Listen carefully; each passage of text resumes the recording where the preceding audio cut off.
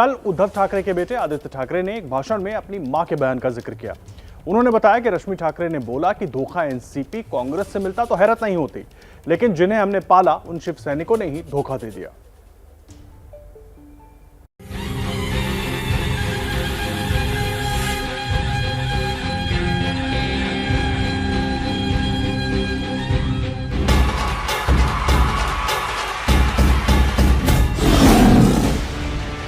वर्षा बंगला खाली करके उद्धव ठाकरे ने राजनीतिक संदेश दिया कि उन्हें सत्ता का मोह नहीं है। एकनाथ शिंदे को सीधा प्रस्ताव था कि सामने आकर बात करें, लेकिन अब लड़ाई सरकार की नहीं, सम्मान बचाने की हो गई है। बाला साहेब ठाकरे अपने बेटे उद्धव को विरासत सौंप कर गए थे। विरासत बढ़ाते हुए उद्धव सत्ता तक पहुंचे, लेकिन अब सत्ता, पार्टी और सम्मान सब संवैधानिक और कानूनी पेच में फंसे दिख रहे हैं। फिर भी दाव पुरजोर है कि बाजुओं में पूरा जोर है। हम हार मानने वाले नहीं, हम जीतेंगे। फ्लोर ऑफ द हाउस पर जीतेंगे, पूरी तैयारी है। आप आइए, अब हमारा चैलेंज है। 2 दिन पहले तक सरेंडर मोड में चल रहे उद्धव ठाकरे ने अडिग रहने की राजनीति अब अपना ली है। एकनाथ शिंदे गठबंधन से बाहर निकलने की जिद पर अड़े हैं, तो ठाकरे की जिद है कि सरकार में डटे रहेंगे। ऐसे में आगे क्या हो सकता है? शिवसेना एकनाथ शिंदे को संकट में डालने का दांव चल चुकी है। दल बदल कानून से बचने के लिए एकनाथ शिंदे को 2/3 विधायकों का साथ जरूरी है। शिवसेना ने डिप्टी स्पीकर से 16 बागी विधायकों की सदस्यता रद्द करने की मांग की है। अगर शिंदे कैंप के विधायकों की सदस्यता जाती है तो मामला कानूनी पेच में फंस जाएगा। जो जिस तरह से उन्होंने मीटिंग बुलाई थी, मीटिंग में इन प्रेजेंट है और कारण कुछ और बताया, और जो वो हिसाब से हमारे पार्टी ने डिसीजन लिया कि ये सब जो एमएलए है, जो पार्टी की इनडिसिप्लिन जो एक्शन है उनके अगेंस्ट लिए और डिस्क्वालिफिकेशन। आपको लगता है कि आपकी बात जो है सुनी जाएगी? ऑफ कोर्स सुनी जाएगी यार, पक्ष में फाइल की है यार, पक्ष में हो जाएगा निर्णय। हाँ बिल्कुल। जिस तरह से आप 12 विधायकों के खिलाफ जो है वो डिस्क्वालिफिकेशन की बात की जा रही है, आपके खिलाफ एक पिटीशन जो है वो डिप्टी स्पीकर के पास दर्ज कराई गई है, इस पर आपकी क्या भूमिका है? ये पूरी तरह इलीगल है। उनको कोई अधिकार नहीं है कि हमारे को डिस्क्वालिफिकेशन की नोटिस दे और पिटीशन फाइल करें, क्योंकि वो माइनॉरिटी में है और मेजोरिटी में हम लोग हैं। तो माइनॉरिटी में होने के बावजूद अगर वो कोई रेजोल्यूशन पास करते हैं या घटनेता को चेंज करते हैं, ऐसी परिस्थिति में व्हीप देने का अधिकार उनको नहीं है। पूरी तरह इलीगल है और ये इलीगल काम उन्होंने किया है सिर्फ डराने के लिए। महाराष्ट्र सरकार फिलहाल अल्पमत में नजर आ रही है। 42 विधायक सरकार के खिलाफ वोट डालने के लिए तैयार बैठे हैं। ऐसे में मुख्य विपक्षी पार्टी बीजेपी सरकार के खिलाफ अविश्वास प्रस्ताव लाकर बहुमत साबित करने की मांग कर सकती है। लेकिन सियासी संकट के बीच बीजेपी बड़े नपे तुले बयान और कदम बढ़ा रही है।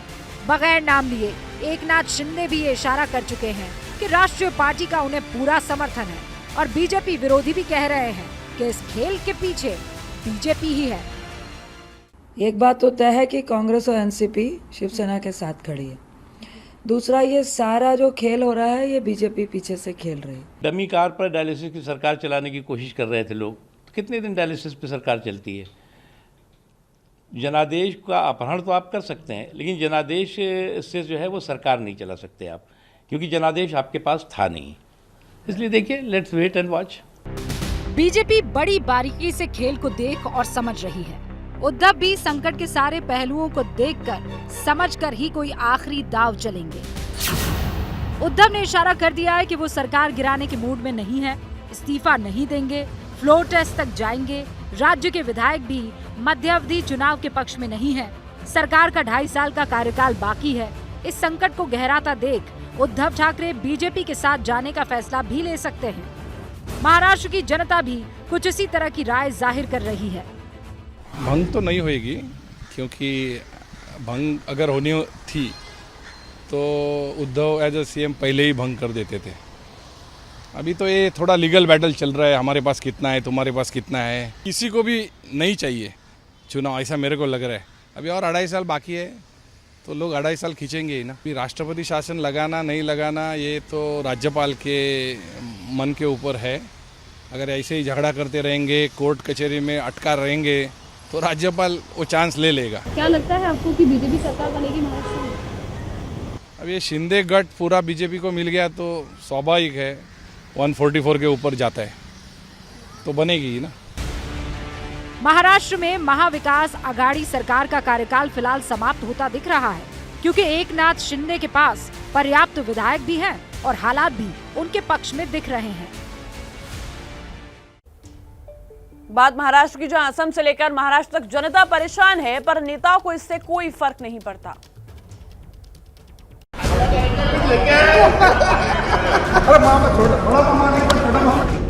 ठहाकों का ये शोर सुनिए, हंसते खिलखिलाते चेहरों को देखिए, एक दूसरे को गले लगाकर ये खुशी से फूले नहीं समा रहे हैं।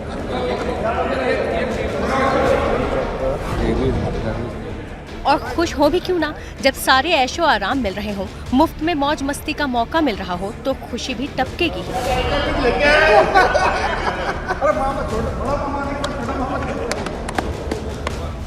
लेकिन इनकी इस खुशी की कीमत कोई और चुका रहा है।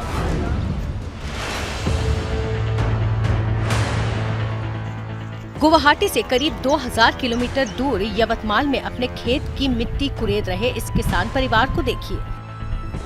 इनके चेहरे पर चिंता की लकीरें हैं। मन में सवाल है कि अगर अब भी पानी नहीं बरसा तो जो बीज बोए हैं उनका क्या होगा।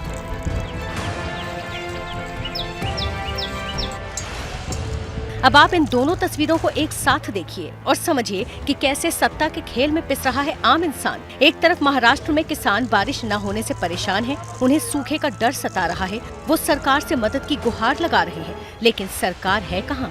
और इसका जवाब है आपकी स्क्रीन पर दिख रही दूसरी तस्वीर। गुवाहाटी के 5 स्टार होटल में हंसी ठहाके लगाते हुए ये वही जनप्रतिनिधि हैं जिन्हें जनता ने इसीलिए चुना था कि वो उनकी समस्याओं को सुनेंगे, उनका हल निकालेंगे। लेकिन ये सब करने के लिए उनके पास वक्त ही कहाँ है। वो तो बिजी हैं सत्ता के खेल में, 5 सितारा होटल की मौज में।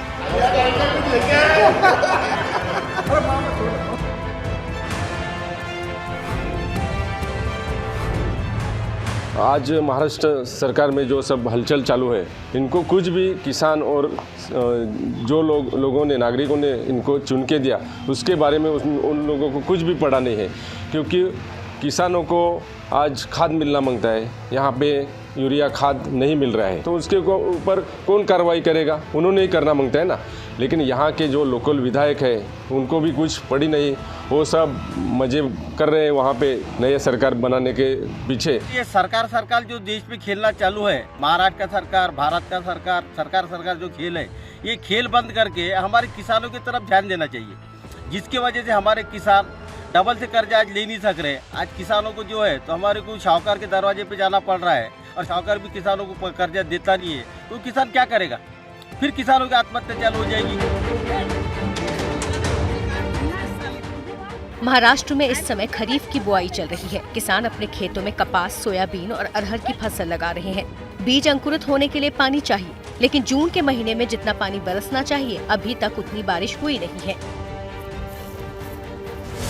कृष्णा सुधाकर के पास 7 एकड़ जमीन है। उन्होंने खरीफ की फसल बोई। पहली बार 8 जून को बीज लगाए, बारिश नहीं हुई तो 16 जून को दोबारा उन्हें बीज डालने पड़े। 2 बार बीज लगाने और बुआई करने में उनका करीब 70,000 रुपए का खर्च हो गया। लेकिन उसके बाद भी बारिश न होने से सारा पैसा और मेहनत बर्बाद हो गई है। अब भी अगर बारिश नहीं हुई तो तीसरी बार उन्हें फसल बोनी पड़ेगी। अभी तीसरी पेरनी करने की चालू है, पर अभी कैसा है, अभी थोड़ा पैसे का भी ये पैसा भी नहीं है। अगर बैंक भी कुछ देने के मूड में नहीं है, सरकार भी कुछ किसानों के ऊपर ध्यान नहीं दे रही। पुणे में भी किसानों को बारिश का इंतजार है। आसमान में बादल हैं लेकिन बरस नहीं रहे। पानी की कमी से जमीन सूख चुकी है। किसान इस चिंता में है कि जमीन में बीज कैसे बोए और अगर समय पर बीज नहीं बोया तो आगे फसल कैसे होगी, घर कैसे चलेगा। जून महीने में हर साल बारिश आती है, मगर अभी तक पूरा जून महीना ख़त्म होने तक आधा हो गया, बारिश तो कुछ आया नहीं। इसलिए खेती का सब खाली खेती खाली है। धान बेन कुछ नहीं किया, हर बरस करता है, बाजरी गेहूँ मूंग और ये दाल का ये सब करता है, लेकिन अभी तक तो खाली नहीं। 2 एकड़ खेती है मेरा, उसमें तो अभी तो कोई चांस नहीं है, बारिश गिरने का भी नहीं और करने का भी नहीं, ऐसा ही है। अब सवाल है कि इन किसानों की परेशानी सुने कौन, क्योंकि राज्य के कृषि मंत्री दादाजी भूसे तो इन दिनों जोड़ तोड़ के खेल में बिजी हैं।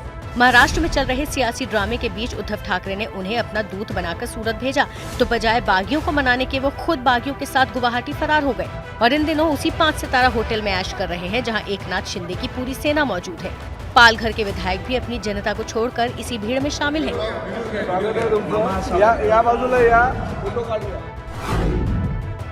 महाराष्ट्र सरकार के सियासी संकट को देखते हुए ये साफ है कि किसानों का संकट दूर करने वाला अभी कोई नहीं है, क्योंकि किसानों और जनता के प्रतिनिधि और मंत्री अपने अपने क्षेत्रों और विभागों को छोड़कर अपनी अपनी सत्ता बचाने और बढ़ाने में लगे हैं। और ये हाल तब है जब जानकारों ने इस बार पहले ही इस बात की चेतावनी दी थी कि इस साल जून में बारिश कम हो सकती है। इसीलिए सरकार को खरीफ की फसल की बुआई के लिए किसानों की मदद के लिए कुछ कदम उठाने होंगे। अच्छा बारिश होने के बाद ही आपका बोइंग का काम करो। उसमें अभी सोयाबीन का बोइंग रखड़ गया है, फार्मर साहब वो तो वेटिंग कर रहे हैं, किसान वेटिंग कर रहे हैं और जब बरसात अच्छा होगा तभी सोइंग हो जाएगा। इसीलिए वो फार्मर्स महाराष्ट्र के बहुत परेशान में हैं। महाराष्ट्र में फसल के नुकसान की वजह से हर साल हजारों किसान आत्महत्या कर लेते हैं। उसके बाद भी किसानों को लेकर चुने हुए जनप्रतिनिधियों और सरकार का ये रवैया चौंकाने वाला है।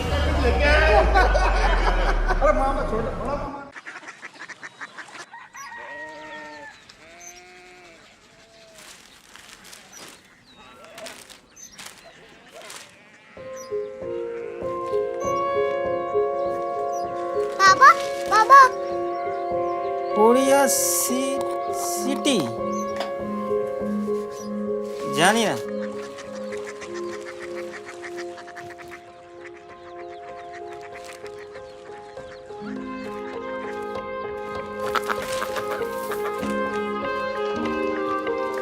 Korea city.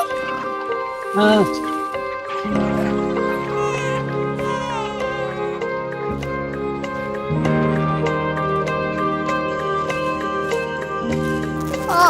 कोरिया सिटी कहाँ पे है? शहर अंग्रेजी लगे हैं।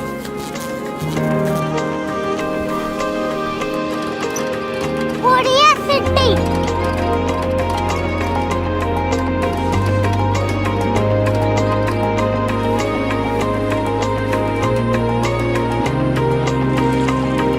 वो बहुत दूर है।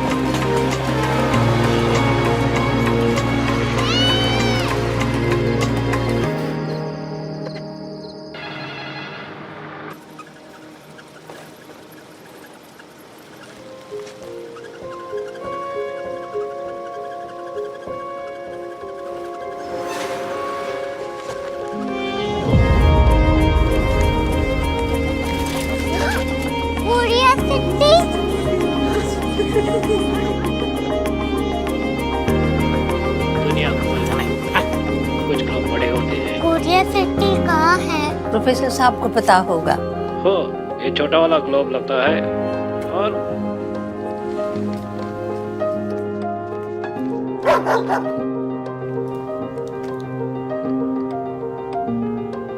पता नहीं, मेरी बेटी से जाके मिल लो, शायद उसे मालूम हो।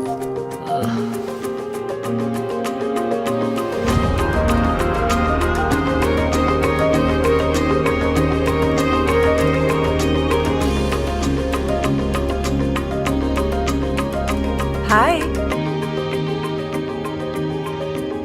बाबा ने भेजा है।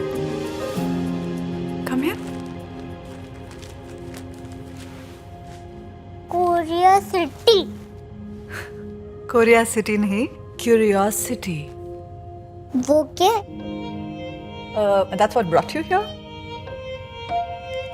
जो तुम्हें यहाँ तक ले आया। क्यूरियोसिटी।